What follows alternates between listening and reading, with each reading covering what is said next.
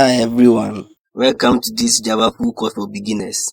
I'm Hayford, and in this video, I'm going to teach you Java step by step from very first basics all the way to building real applications. Whether you are just starting programming or looking to sharpen your skills, this course will make Java easy and fun to understand. Make sure to watch till the end because every part of this course builds your knowledge step by step. Alright, let's dive right in and start learning Java. But before we start coding, let's first look at some basic things in Java. We will begin with a short history of Java, then move on to the main characteristics of Java, and finally look at the tools we will need before we can start writing Java code. After that, we will write our very first Java program together. So without wasting any time, let's dive into the history of Java. Java started as a program called Ook, created by a man named James Gosling in 1991. This is him, James Gosling. His main goal was to implement a virtual machine. A virtual machine is a type of software that when installed on your computer, acts like a computer itself.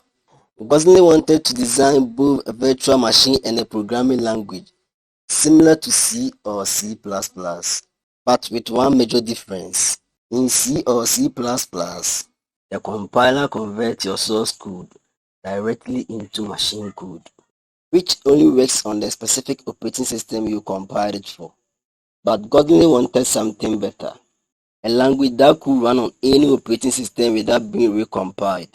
So he made the Java compiler translate the Java source code to bytecode, especially intermediate code. Then the Java virtual machine, this software I mentioned earlier, takes the bytecode, looks at the operating system on your computer, and converts it into the machine code that the operating system understands.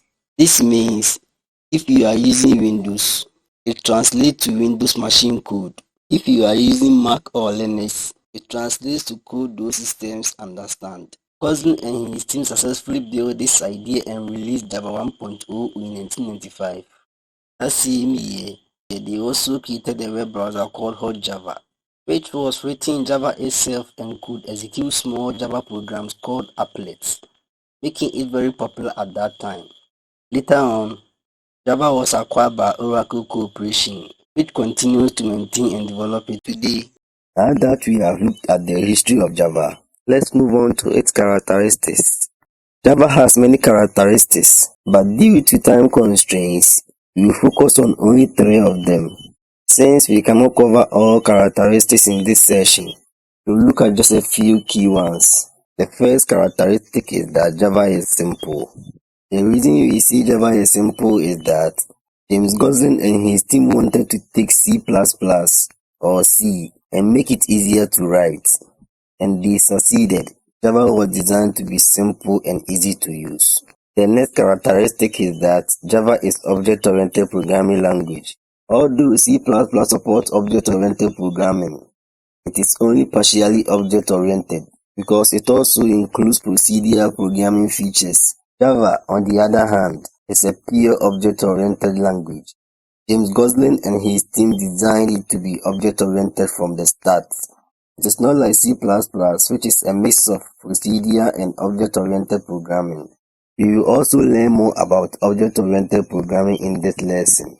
The last characteristic is that Java is platform independent. This means that you can run a Java program on any operating system that has a Java virtual machine.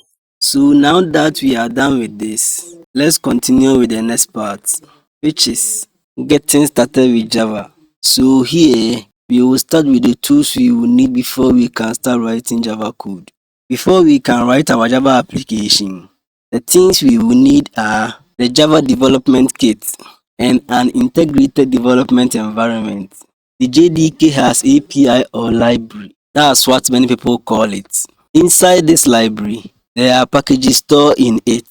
When we say packages, if we compare it to a computer, we have folders for music, videos, games, and others. Java also gives us a package or folder to store our classes. We will learn about classes in this lesson. So when we create a class, Java gives us a package or a folder that we can use to store our class. Java also has built-in packages which are stored in a big folder called the library. These built-in packages contain classes that help programmers create programs more easily. And again, the JDK also has a compiler that translates the Java source code into bytecode, and the Java virtual machine that will translate the bytecode into machine code. Again, we will need an integrated development environment or an IDE to write our Java source code. And there are many IDEs out there that we can use to write our source code, but let's look at only 4 of them. First one is IntelliJ IDE, and you can also use Eclipse to write code. We also have NetBeans, which is good for beginners because it is less difficult to learn. And we also have BlueG and others. But in this our video, we will use NetBeans to write our source code because it is good for beginners. So without wasting any time, let's open our browser and download the JDK and NetBeans. Alright, now that we have opened our browser, first thing we are going to do is download the JDK. So we will type JDK down.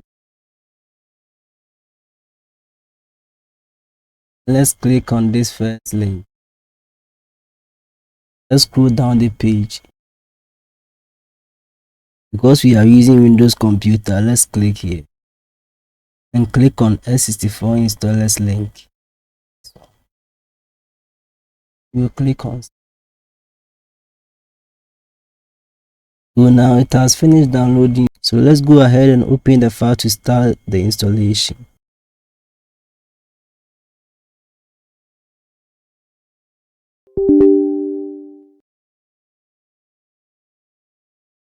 We will click next and click next again. And we'll click close. Now let's move on to NetBeans. So we go back to our browser. Open a new tab again and type NetBeans down. And click on this. And we'll click on the first link. Save. Wait for it to finish down. Now the IDE 2 has finished downloading. So let's open the installer.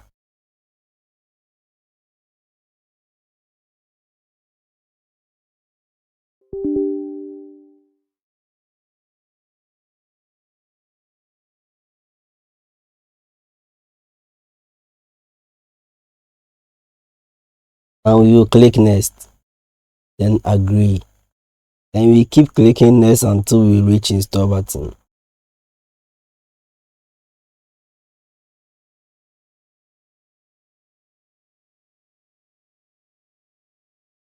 Now that the installation is complete, let's click finish. Now let's open NetBeans.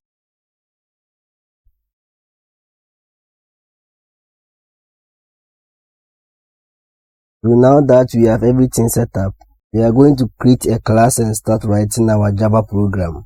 Since Java is object-oriented programming language, we need a class before we can write any Java code. And when we say object, it refers to anything like a car, house, person, or a bank account. So let's take a house as our example object. The plan of the house represents the class. The plan helps Mason know where everything should be. The toilet, bathroom, kitchen, garage, and so on. The house plan itself is not the house. It's just a blueprint that shows what the completed house will look like. And that's exactly how Java's object-oriented programming works. The class helps the programmers define what an object will look like and how it will behave once it's created. And inside the Java class, you will find attributes, which are the same as variables. For example, the attribute of a house might be its color, garage, and number of rooms. And also we can find methods inside the Java class. The methods represent the action the house can perform. For instance, this house can open 8 doors. We will learn about functions in this lesson. Since methods are a type of function, the attributes and methods inside the class are known as class members. In addition, the Java class can contain other elements like constructors, which we will learn about later, and access modifiers, such as this public and this private and these two public. Access modifiers are keywords that control who can access your class methods and attributes. But before diving into all that, let's write a simple program to help us understand classes better. So we will go to File, click on New Project, and select Java Application. Here, the project name will be same as the class name. So let's say the object we want to create is dog. We will name our class dog. This part is the package or folder Java gives us to store our dog class. Let's name the package U2.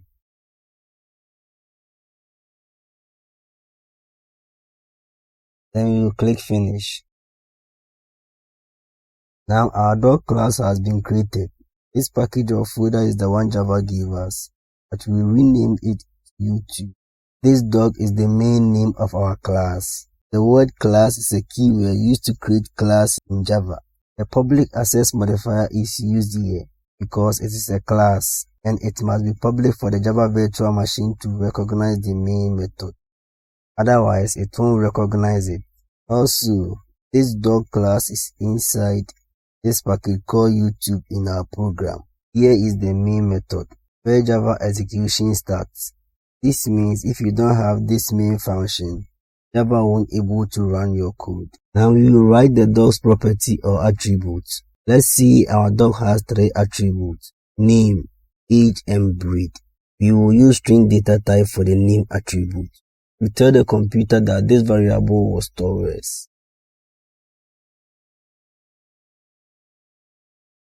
We will do same for the breed attribute. Then we will use int for the age attribute. We tell the computer that this variable will store whole numbers. Also, method, behavior, and action all mean the same thing. They are functions that describe what an object can do. So let's see our dog can perform 2 actions. It can bark and it can eat. We will create method for these 2 actions. As I mentioned before, method in Java is the same as function. So we will create a method for barking and another for eating. We will move down a little bit. Since we don't want our function to return anything, we will make the return type void.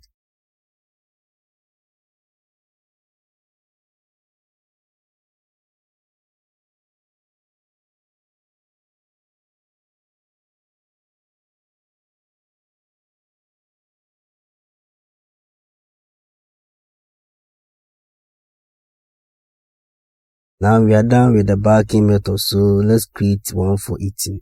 Let's move down a little again. And for this one too, we will make the return type void since it doesn't return anything.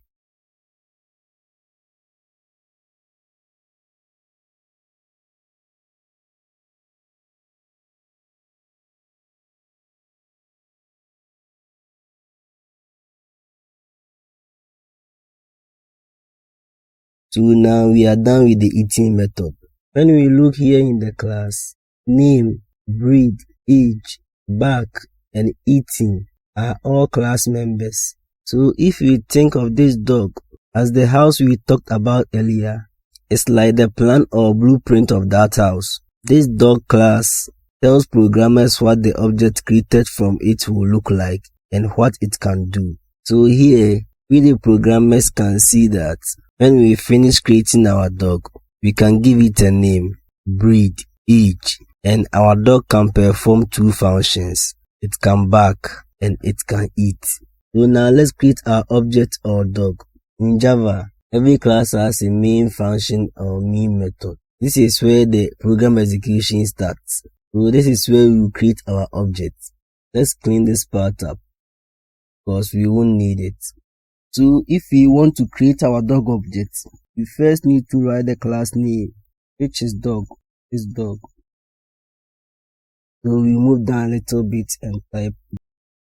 Now remember when we were writing variables for the class attribute, we wrote something like int age and string name. The reason we did that is because int tells the computer that We want to store an integer or whole number in this variable. And string tells the computer that we want to store words or text in this variable. This doc does the same kind of thing. It tells the computer that we want to create a doc object from this doc class. So let's clear these examples. They were just for demonstration. Now after typing the class name dog, we will give our object a name. Let's call it my dog.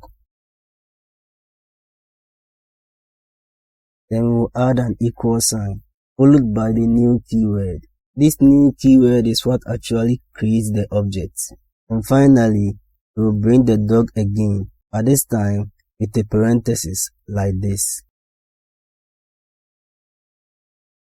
This dog with parenthesis calls something called a constructor. We didn't include a constructor in our class, but in Java, if you don't write one yourself, it automatically provides a default constructor for you. So this dog with parenthesis calls the constructor, and the constructor works together with this new keyword to create our dog object. If you don't call the constructor, the new keyword cannot create the object. So now we have finished creating our object. Now that we have created our dog object, we are going to give it a name, breed and age. After that, we will make it back and eat. Here is how we will do it. We will first bring the object name, which is my dog.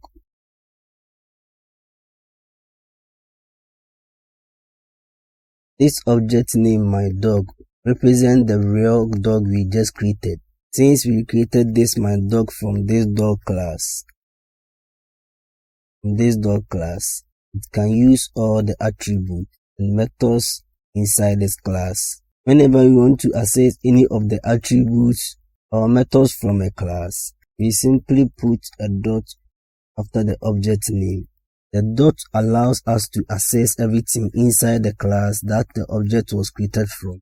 So when we type my dog dot, we can see that all the attributes we created in the class, age, breed, name, as well as methods like back and eating. This means we can access both the class attribute and methods using the dots. Let's access the name attribute first and give it a name. So let's name this dog Coco. After every statement, don't forget to bring your semicolon. It tells the compiler that you are done with that statement. Now let's access the age attribute using the same approach.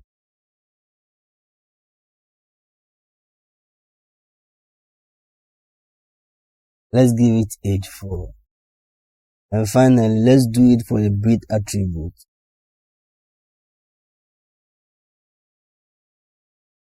Let's make it bulldog.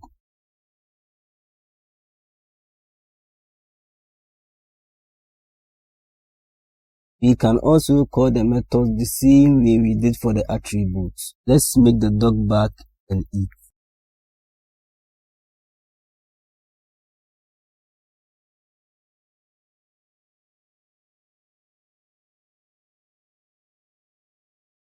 Now that we have accessed all of them, let's display the attribute as well. The methods already have print statements in them, so they will automatically print messages like the dog's name with woof woof or the dog's name and eating. But we also want to print the name, age and breed separately. In Java, if you want to display something, you use system.out.println, but in this NetBeans editor, we can simply type out and press tab, and it will automatically write system.out.println for us. Inside this parenthesis is where we will type what we want to display. For example, to display this name we have given to this dog, we will type my dog dot name. Then let's copy this and use it for the breed and age as well.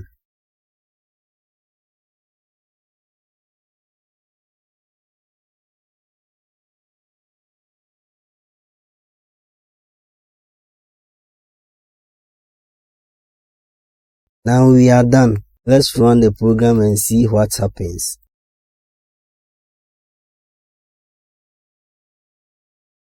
So we notice here that because we reprinted the method first, the back method appeared at the top. This is because inside the back method, we wrote a code that prints the dog's name, followed by woof woof, and that's exactly what we see. Cuckoo, woof woof. The same thing happens for the eat method. It prints the dog's name, followed by eating. After that, we printed the name, breed and age, and they all appeared correctly. The name Cuckoo, the breed is Bulldog, and the age is 4 years. So that's how classes and objects work in Java. And if you found this video helpful, please click the like button, subscribe to the channel, and leave a comment below.